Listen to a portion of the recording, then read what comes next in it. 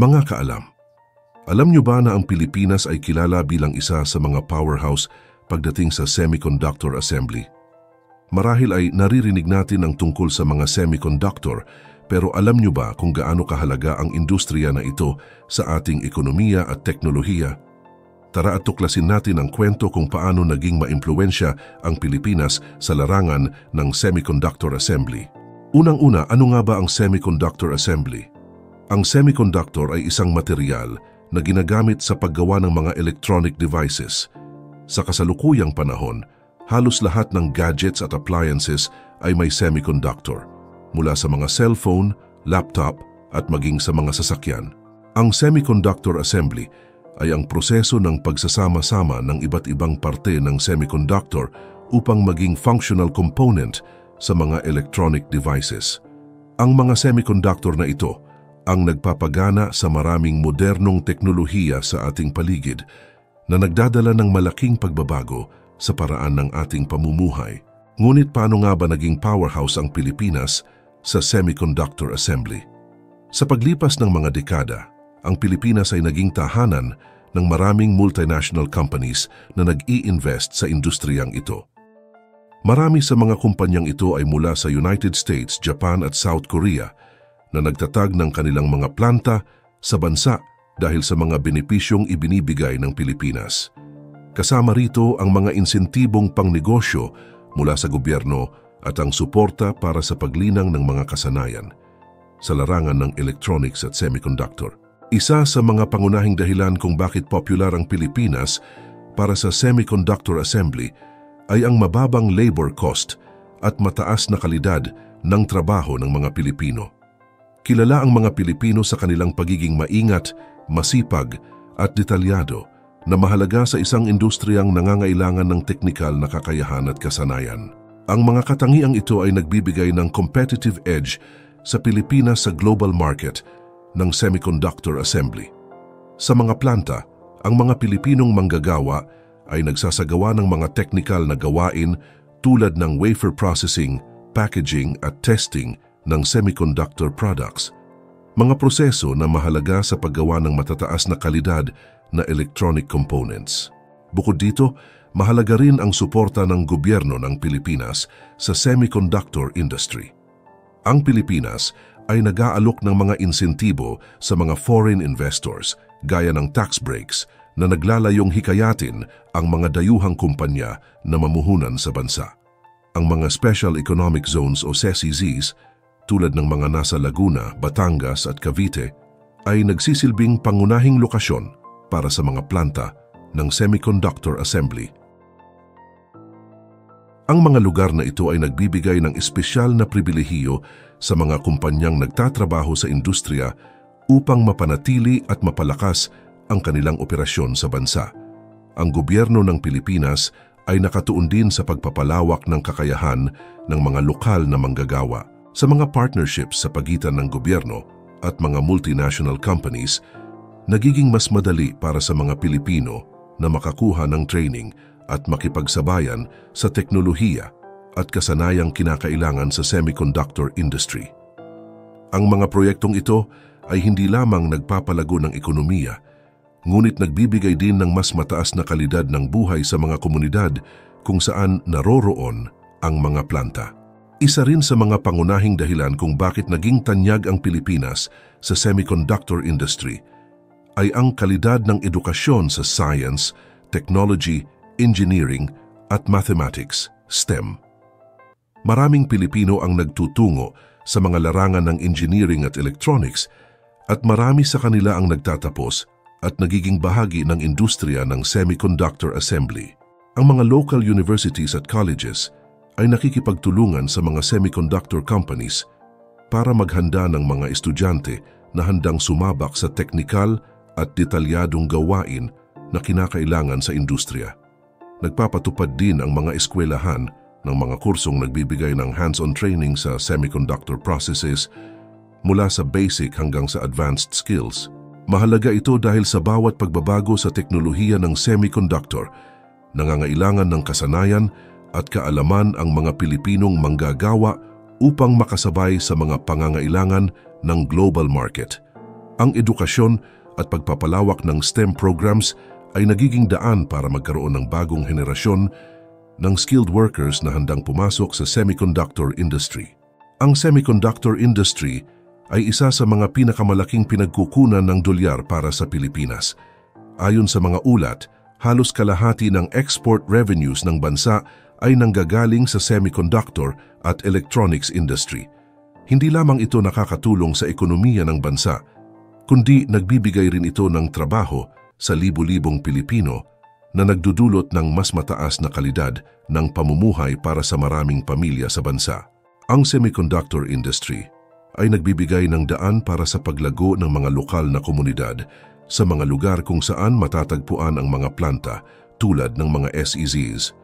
Ang industriya rin ay nag-aambag sa pagbuo ng mas modernong infrastruktura at paglago ng ekonomiya sa mga rehiyong ito. Ngunit hindi ibig sabihin nito ay walang mga hamon ang semiconductor industry sa Pilipinas.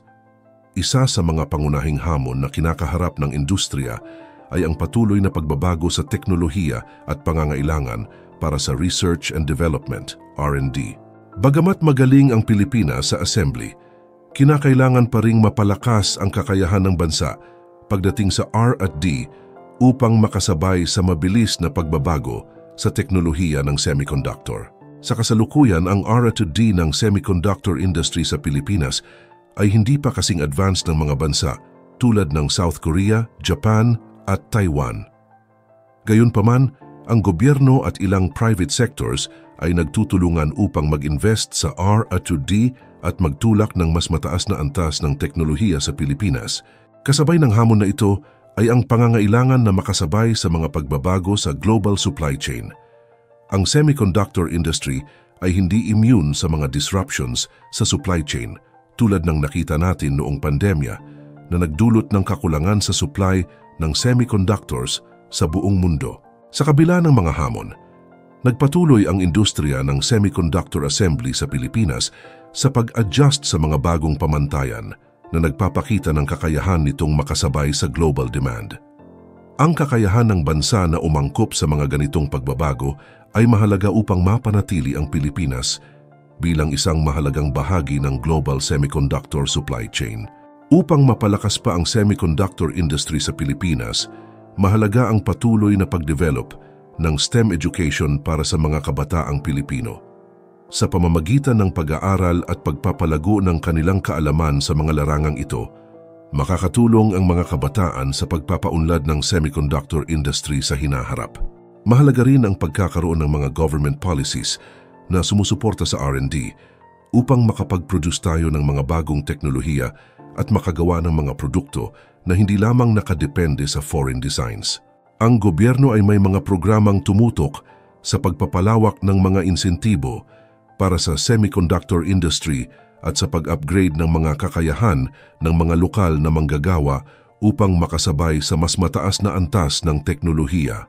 Ang mga local companies at international companies ay may mga collaboration para magtulungan sa pagbuo ng mga bagong teknolohiya at pagsasanay sa mga manggagawang Pilipino. Sa pamamagitan ng mga ganitong partnership, mas nagiging advanced ang mga kasanayan ng mga manggagawa at nakakatulong ito sa pag-angat ng industriya sa mas mataas na antas. Bukod sa mga hakbang na ginagawa ngayon, mahalagang magplano ang gobyerno at pribadong sektor para sa pangmatagalang paglago ng semiconductor industry.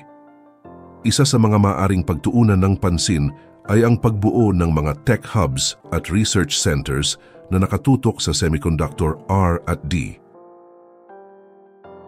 Kung ang Pilipinas ay magkakaroon ng sariling mga development facilities, mas malaki ang tsansang maging competitive ito sa paggawa ng mga advanced semiconductors na hindi lamang para sa assembly, kundi pati na rin sa pagbuo ng mga cutting-edge na teknolohiya sa loob ng bansa.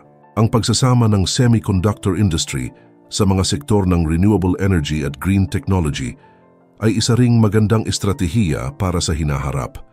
Maraming bansa ang nagtutulak ng green technology, kaya't ang pagkakaroon ng mga environment-friendly at energy-efficient na semiconductor production processes ay maaring magbigay ng dagdag na edge sa Pilipinas sa global market.